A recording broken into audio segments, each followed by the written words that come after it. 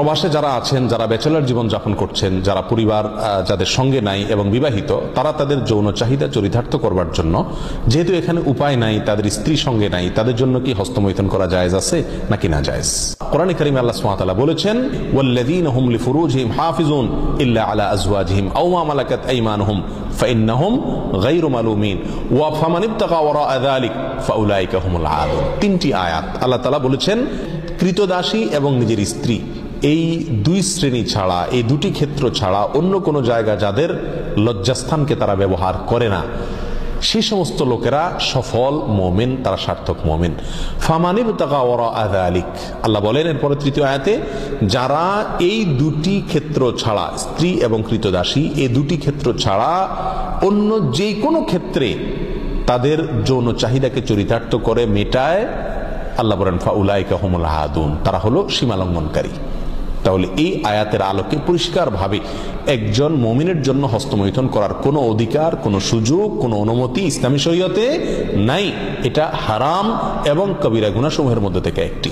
যারা প্রবাসে আছেন, এমন কোন দেশে যদি থাকেন যেই দেশে তিনি তার যৌন চাহিদা না মেটালে নিশ্চিতভাবে গুনাহে লিপ্ত হয়ে যাবেন, জেনায় লিপ্ত হবেন, কারণ সেখানে জেনার অবাধ সুযোগ রয়েছে, এরকম যদি পরিস্থিতি হয় তাহলে নিজেকে রক্ষা করবার জন্য, অর্থাৎ বড় অপরাধ থেকে অপেক্ষাকৃত কম বড় অপরাধ যেটা, সেটাই তিনি লিপ্ত হতে পারেন, অর্থাৎ হস্তমৈথুন করতে পারেন। এটা কোন কোন উলামা ইকরামের মত। অবশ্য অন্য উলামা ইকরাম বলেছেন সর্বাবস্থায় হস্তমৈথুন করা কি হারাম। এই জন্য প্রবাসে যারা আছেন তাদের উচিত এই অপরাধ থেকে বেঁচে থাকা। বিশেষ করে মধ্যপ্রাচ্যে, আরব দেশে, সৌদি আরব সহ যে সমস্ত দেশে আলহামদুলিল্লাহ আল্লাহ সুবহানাহু ওয়া তাআলা পরিবেশ এখনো পর্যন্ত ভালো রেখেছেন, এখানে মানুষ চাইলেই জেনা করার সুযোগ নাই। অতএব এখানে এই সমস্ত দেশে যারা বসবাস করছেন তারা এই অজুহাতে হস্তমৈথুন করলে তাদের জন্য জায়েজ হবে না, এটা গুনাহ হবে, আখিরাত নষ্ট হবে, স্বাস্থ্যের জন্য যেহেতু ক্ষতিকর, সেই জন্য এটা শরীয়তে আরো বেশি কঠোরভাবে নিষিদ্ধ। এর জন্য সবর করতে হবে। নবী আলাইহিস সালাম বলেছেন, মান ইসতাতাআ মিনকুমুল বাআতা ফালিয়াতাযাওয়াজ, কার যদি সাধ্য থাকে সে নিজের চরিত্রকে হেফাজত করার জন্য বিয়ে শাদী করে। যদি বিয়ে শাদী করতে না পারে, এর মাধ্যমে সে নিজের চরিত্রকে হেফাজত করার মতো আর্থিক সঙ্গতি তার না থাকে, তাহলে নবী আলাইহিস সালাম বলেছেন ফালাইহি বিসসাওম, সে যেন রোজা রাখে।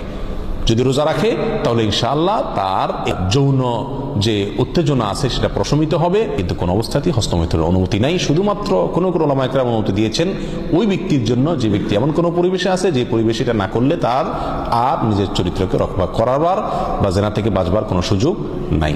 আল্লাহ তাআলা আমাদেরকে সবাইকে গুনাহ থেকে বেঁচে থাকার মতো ঈমানি শক্তি নসিব করেন। যদি কেউ এই বদঅভ্যাসে আক্রান্ত হয়ে যায়, তার এই বদঅভ্যাস থেকে মুক্তির একটা অন্যতম উপায় হলো কোনো অবস্থাতে তিনি